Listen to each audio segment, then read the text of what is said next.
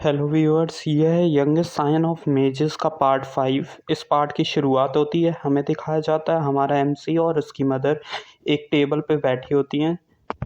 हमारा एमसी पिछली बातों को याद करते हुए कहता है कि इस बॉडी के ओनर ने इसकी मदर से बिल्कुल भी अच्छा बिहेव नहीं किया था। वो तो यहाँ तक कि ये भी कह चुका था, तुम्हारा जैसा कोई क्यों ही मेरे मदर है। ये सोच के हमारा एमसी उसकी मदर से कहता है, मदर मुझे नहीं पता कि मुझे कहाँ से शुरू करना चाहिए, पर मैं अपने पास्ट के एक्शंस के लिए आपसे सॉरी कहता हूँ। जो सुन के उसकी मदर भी शॉक होती हैं।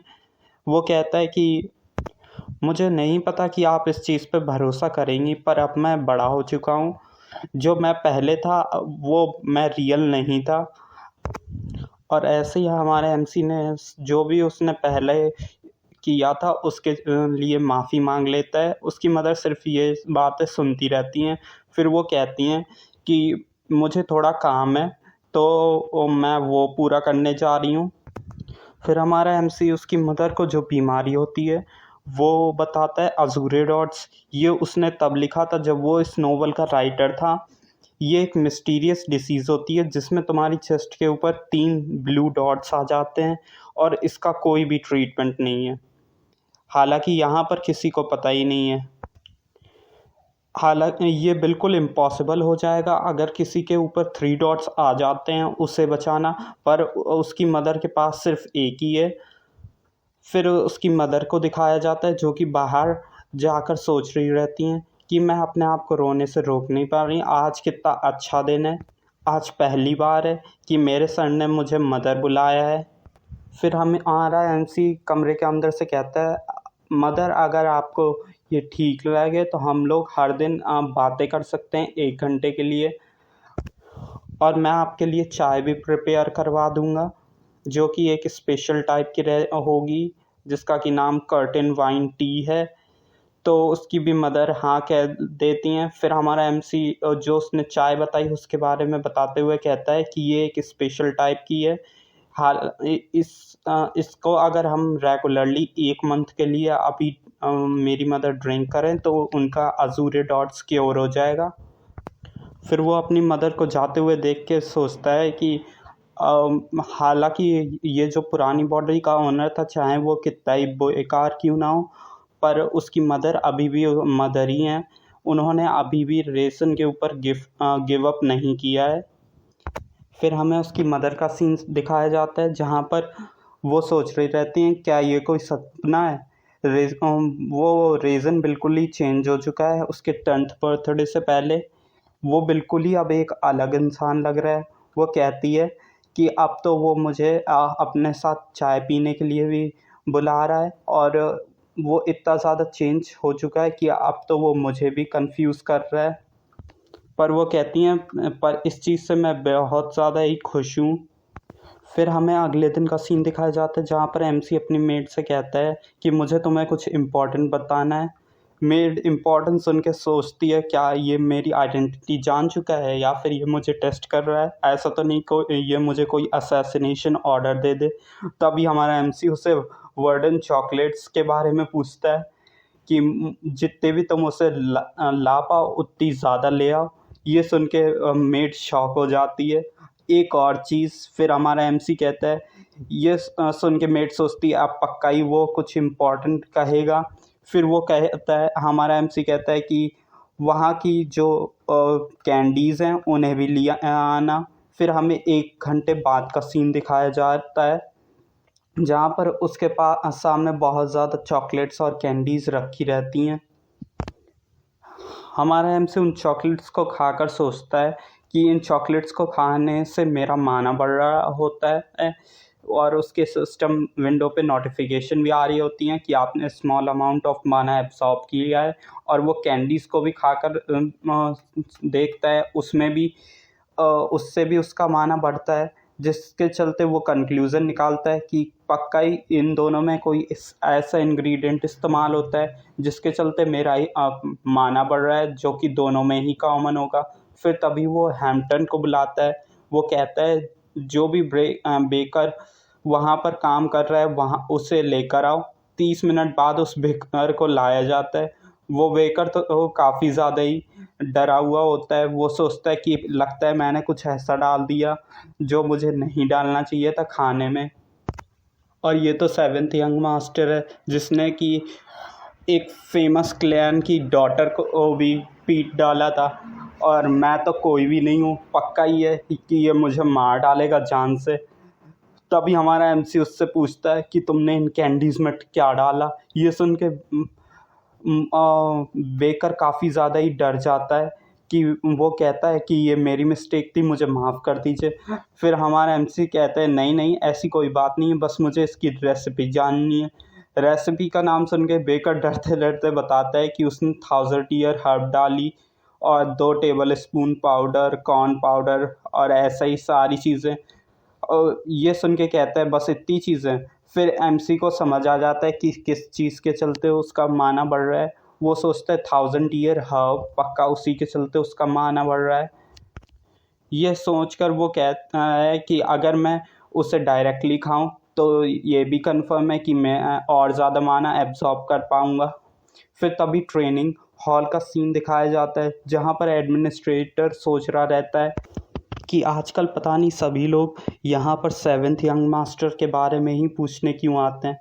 और मुझे सिर्फ उन्हें 2 ही चीज़ें बतानी रहती हैं। सबसे पहले उन्होंने कॉम्बैट मैजिक से मशरूम मॉन्स्टर को मार डाला और दूसरे वो माना इम्प्रेस स्पेल से रिकवर हो गए, बस। फिर तभी हीलर आ जाता है जिसने हमारे एमसी को हील किया रहता है। वो चिल्लाते हुए कहता है कि एडमिनिस्ट्रेटर, आपने न्यूज़ को सुना कि सेवेंथ यंग मास्टर ने 6 यंग मास्टर को बहुत मारा। ये सुन के तो एडमिनिस्ट्रेटर भी शॉक हो जाता है। वो हमारे एमसी को ड्रॉप किक बुलाते हुए कहता है कि उसने कब इतनी ज़्यादा स्ट्रेंथ इकट्ठी कर ली। क्या कॉम्बैट मैजिक इतना ज़्यादा जल्दी डेवलप होता है। हीलर उससे कहता है कि उसका 10th बर्थडे आ रहा है, पक्का ही वो इतने एफर्ट्स कर रहा होगा ताकि वो अपने 10th बर्थडे पे अपनी प्रेजेंस दूसरों के सामने साबित कर पाए। वो कहता है कि उसने 6 यंग मास्टर को डिफीट कर दिया, जबकि उसने अपना माना एक्टिवेशन भी पूरा तरीके से सही से नहीं किया है। ये सोच के एडमिनिस्ट्रेटर सोचता है कि ये तो कोई सेंस नहीं बना रहा। मैजिशियंस फास्ट होते ही नहीं हैं, वो फास्ट मूवमेंट करने के लिए ब्लिंक स्किल का इस्तेमाल करते हैं। पर अभी तो सेवेंथ यंग मास्टर 9 साल का है, वो इसे इस्तेमाल ही नहीं कर सकता। फिर हीलर कहता है कि मुझे नहीं पता था कि सेवेंथ यंग मास्टर के पास इतनी ज़्यादा स्किल है। तो फिर एडमिनिस्ट्रेटर कहता है हालांकि कॉम्बैट मैजिक जल्दी ग्रो करता है पर उसकी भी कोई लिमिट्स हैं। वो कॉम्बैट मैजिक के चलते कभी भी मार्शल आर्ट क्लैन को हरा नहीं पाएगा और उससे दूसरे एलिमेंट्स के मैजिक को भी एक्टिवेट करने में मुश्किल होगी। कॉम्बैट मैजिक एक ऐसी स्किल है जिसे कि छोड़ दिया गया था और इसे कोई भी याद नहीं करता। उस बास्टर्ड्स को भी इस बारे में पता होगा पर फिर भी उसने ये चीज़ याद की। फिर हीलर कहता है पक्का है कि उसने इमेच्योरिटी के चलते ये याद की होगी। पर एडमिनिस्ट्रेटर कहता है हो सकता है, पर जितना मैं इसके बारे में सोचता हूँ ये मुझे उतना ही गलत भी लग रहा है। फिर वो कहता है कि पक्का ही उसका 10th बर्थडे इस बार इंटरेस्टिंग होने वाला है। फिर हमारे एमसी को दिखाया जाता है जहाँ पर वो वही 1000 ईयर ग्रास को खा रहा रहता है। फिर उसे खाते ही साथ उसे एक नोटिफिकेशन आता है कि आपने स्मॉल अमाउंट ऑफ माना कंज्यूम किया है। फिर वो सोचता है कि मैं एकदम ही सही था, इसे खाने से मेरा माना बढ़ रहा है। क्योंकि इस बॉडी का पुराना ओनर इस चॉकलेट को खाता रहता था तो उसका जितना भी माना था वो उसके फैट के रूप में स्टोर हो चुका है। फिर वो इसे खाते हुए सोचता है कि अगर मेरा माना बढ़ जाता है तो फिर मेरी डिवाइन आई भी बहुत अच्छे से काम करेगी, जिसके चलते मैं माना कल्टीवेशन जल्द से जल्द सीख पाऊँगा। फिर हमें 3 दिन बाद का सीन दिखाया जाता है जहाँ पर हमारा मेन कैरेक्टर चिल्लाता है कि मैंने कर लिया। हमें दिखाया जाता है कि उसने पूरी बुक एनालाइज कर ली होती है और उससे सारी जानकारी बुक की मिल गई होती है। फिर तभी एक सिस्टम नोटिफिकेशन आता है कि हिडन पेज को रिवील किया जा रहा है। फिर तभी एक पेज खुल के आता है जिस पे लिखा रहता है कि basics of magic easy cultivation 77th book of great sage Alberto. उसे समझ नहीं आता कि ये ग्रेट सेज अल्बर्टो है कौन। वो सोचता है कि अगर उसे इसके बारे में जानना है तो उसे लाइब्रेरी में दोबारा जाना पड़ेगा और एवियान से पूछना पड़ेगा। वो बताता है मुझे एवियान बहुत ज़्यादा ही स्केरी लगती है, हालांकि मैं बिल्कुल भी जाना नहीं चाहता और उसके साथ इन्वॉल्व नहीं होना चाहता, पर मुझे ये करना ही होगा। हमें दिखाया जाता कि उसकी मेड उस पर ऊपर से नज़र रख रही होती है जिसके बारे में हमारे एमसी को कोई पता नहीं रहता। फिर तभी हमारा एमसी लाइब्रेरी में चला जाता है। तभी पीछे से पीछे से एवियान आ जाती है जो कि उससे बुलाती है, जिसके चलते पूरा ही हमारा एमसी डर जाता है। वो पूछती है कि आपने इस बुक को रीड कर लिया पूरा। हमारा एमसी कहता है हाँ। एवियान कहती है कि आप बहुत तेज़ पढ़ते हैं। तो हमारा एमसी जवाब देता है ये तो बेसिक्स के भी बेसिक्स हैं। तभी एवियान बुक को गायब कर देती है। फिर वो पूछती है क्या आप कोई और बुक के लिए यहाँ पर आए हैं। वो कहता है क्या तुम्हें पता है 77th book of great sage the basic of माना मैजिक इजी माना कल्टीवेशन। वो कहती हाँ वो बुक इस लाइब्रेरी में है। तो हमारा एमसी कहते हैं तो फिर वो मुझे दे दो। पर वो बताती कि वो क्लासिफाइड बी रैंक की बुक है। हालांकि वो अच्छी है पर उसका लैंग्वेज कुछ ऐसी है कि उसे पढ़ा नहीं जा सकता। हमारा एमसी बताता है कि कोई दिक्कत नहीं, बस तुम मुझे दे दो, मैं उसे फ़न के लिए ही पढ़ूँगा। तभी एवियान को कोई स्मेल आती है और वो उसे स्मेल करते करते हमारे एमसी के पास आ जाती है, जिससे देख के हमारा एमसी डर जाता है और उसे तो ऐसा लग रहा रहता है जैसे कोई प्रेडेटर अपने प्रे को सूंघ रहा है। फिर तभी एवियान कहती है कि यंग मास्टर आपसे तो बहुत अच्छी स्मेल आ रही है। फिर अच्छी स्मेल का सुन के हमारे एमसी उसे एक चॉकलेट निकाल के देखता है, ये वही चॉकलेट रहती है। वो पूछता है क्या तुम्हें ये चाहिए। एवियान हाला तो नहीं कहती है, पर वो उसे पकड़ लेती है। वो कहती है कि अगर आप इसे मुझे दे रहे हैं तो मैं ये पक्का ले लूँगी। वो उसे देख के सोचता है क्या यहाँ पर कोई ऐसी सेटिंग भी थी, मुझे यहाँ पर कुछ गलत लग रहा है, शायद से यहाँ पर कोई बग टाइप का आ चुका है। फिर वो जाते हुए एवियान से कहता है कि अगर ऐसी बात है तो तुम मेरे पैलेस में मुझसे मिलने आया करो टाइम टू टाइम। मैं अपनी मेड से कह दूँगा वो तुम्हारे लिए चॉकलेट्स एडवांस में रखा करेगी।